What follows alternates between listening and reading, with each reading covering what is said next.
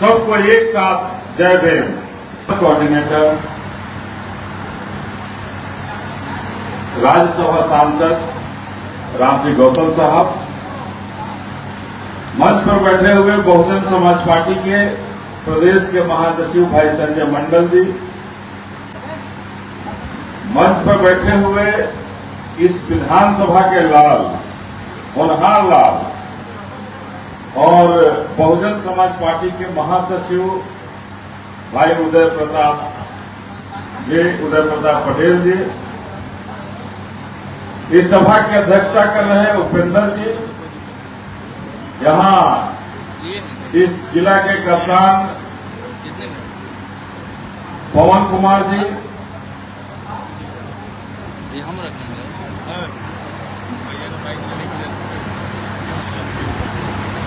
कमला प्रसाद जी, जनार्दन जी, पूर्व जिलाध्यक्ष अंबिका पटेल जी, मोहन राम जी, सुरेश जी, संजय तिवारी जी, मंगल कुशवाहा जी, मुखलाल राम जी और तमाम बहुजन समाज पार्टी के वो नेतागण जो मंच पर है, मंच के सामने है, सबको एक साथ जय भीम। और सही विरोधन का वातावरण की जय भीम में क्या रखा हुआ बातना सूत के हो जय भीम, जय भीम। यदि करहगन लाके कान में तरी आवाज जाए जय भीम, अब तो नहीं जाई कान में आवाज। हम आइल वाले जो हमने के विशेष रूप से हर विधानसभा में समीक्षा के कार्यक्रम चला था, जहां हमने के अपन उम्मीद भरोसा विश्वास करता नहीं जाके वहां विधानसभा में का हुई। और यह सिलसिला में आज हमने के करहगर भी आईनी है जा बहन जी के खास निर्देश बा और वही चलते गली गली अब भूंजा फागत रहन के धूल फागत रहन, लेकिन सांसदों से फागत करना था रामजी गौतम साहब हमारे गली में चला था।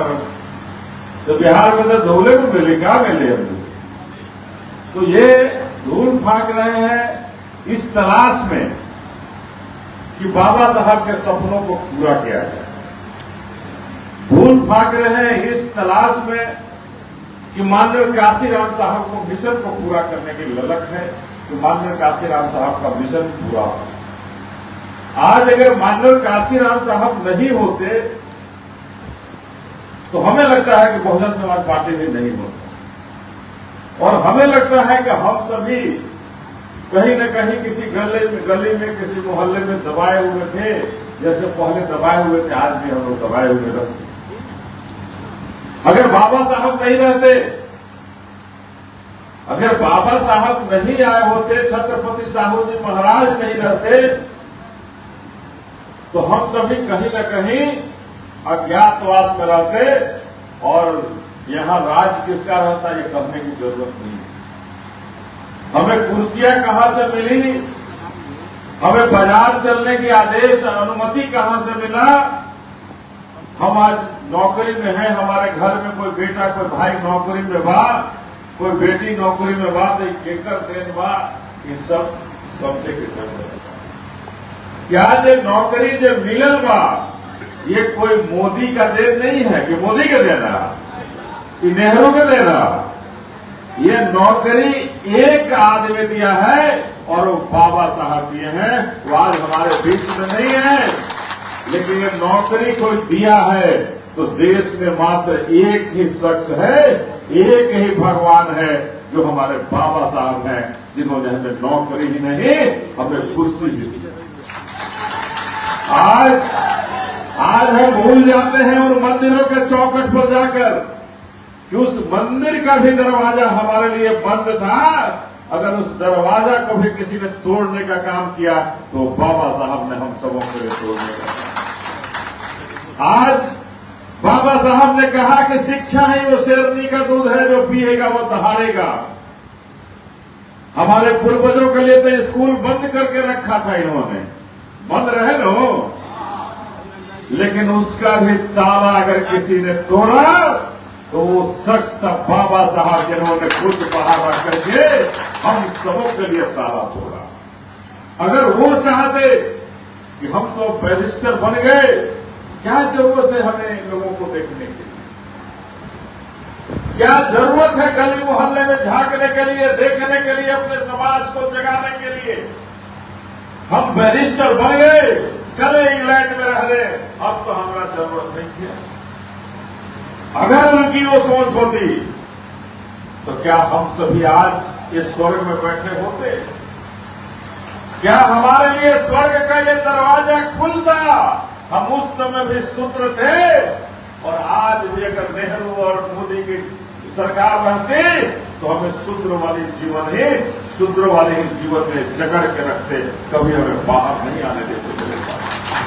तमाम सबों से निवेदन करने आए हैं कि अगर बाबा साहब ने हमें शूद्रों के जीवन से आजादी दी है, चाहे वो किसी भी जाति से हो, किसी भी समाज से हो, अगर शूद्रों के जीवन से हमें बाबा साहब ने आजाद किया है, तो हमारा भी फर्ज बनता है कि कंधे से कंधे मिलाकर चलो और बाबा साहब का अंगुली वाला इशारा समझकर उस पर कब्जा करो। उस अंगुली वाले इशारे पर कब्जा करो, और जब तक कर्जा नहीं करोगे तब तक कर्जा में डूबे रहो।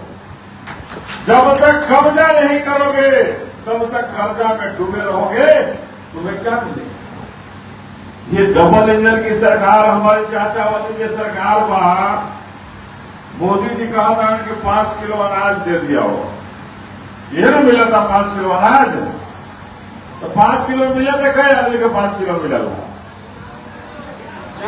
4 किलो, 3.5 किलो, 4 किलो। और वो अनाज 12 महीना खाए वाला मिले लगा? हाँ, वो खाए वाला अनाज नहीं थे। किसान निधि योजना, मोदी जी कहा था कि देता नहीं किसान निधि योजना। अरे हमारा 50 बीघा खेत बड़ा तो दे रहे बड़ा हमारा के 2000 रुपये का हो गया? खादो हो ही, खादो के 50 किलो बोरा कै किलो के हो गए? 45 किलो के हो। ये काहे हो गए? और जब मोबाइल होगा पहले 30 दिन के लिए आपको 28 दिन के हो गए, अब 24 दिन के करता था, महीने कहा था 24 दिन हो गए। ये मोदी की गारंटी है सर, ये मोदी की गारंटी है। इसको समझने की जरूरत है आपको कि मोदी की गारंटी हम पिछड़ों के लिए नहीं है। मोदी की गारंटी हम अति पिछड़ों के लिए नहीं है। मोदी की गारंटी हम दलितों के लिए नहीं है। मोदी की गारंटी शुद्ध रूप से अडानी और अंबानी के लिए है, उसके अलावा किसी के लिए नहीं है। तो आपको समझना होगा कि अडानी और अंबानी की गारंटी के चक्कर में अगर आप चले गए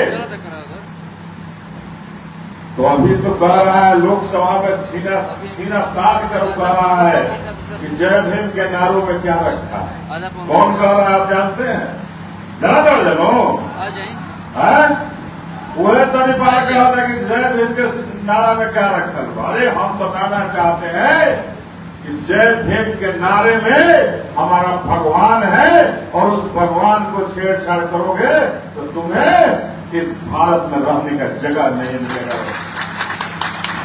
हम आपको बताना चाहते हैं कि आज समय आ गया है, 2025 का चुनाव है, बिहार विधानसभा का चुनाव। अरे नीतीश चाचा से हम कहानी क्या दुश्मनी, हम सबों की क्या दुश्मनी? लेकिन नीतीश अगर हमारा बाबूजी कहा कि तुम नालायक बेटा हुआ है तो कैसे हुई?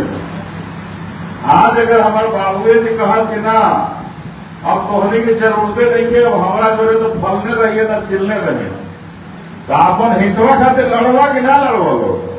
लड़ जाए नो, तो हम हमारे हिस्सा खाते लड़ते नहीं कह रहे। हमारे हिस्सा कहाँ होगा करागर में? ये हिस्सा हमने के कहाँ होगा के लेना करागर से? तो हम आपसे कहना चाहते हैं कि इस करागर विधानसभा से अपने हाथी को जिताने का काम कीजिए, और हाथी को जिताकर बिहार विधानसभा पर कब्जा करने का काम कीजिए। आज हम सबों के अभिभावक गार्जियन नहीं है हमारे बीच में, यहाँ रामधनी बाबू नहीं है, लेकिन उनकी याद बहुत सताती है। इस साहबाद याद बहुत सताती है कि कोई दुख था, कोई विकट परिस्थिति में था, किसी को अस्पताल जाने में दिक्कत थी, तो आता था रामधनी बाबू के यहाँ, चाचा कह दो तनी, दादा कह दो तनी, हमने की व्यवस्था करा, वो कराते थे व्यवस्था हमारे लिए। लेकिन जब पहले वाला विधायक है वो क्या करे, पेट्रोल पंप पर गाड़ी लगा के और तेल भरवावे के काम करे, कर रहे कि ना कर रहे।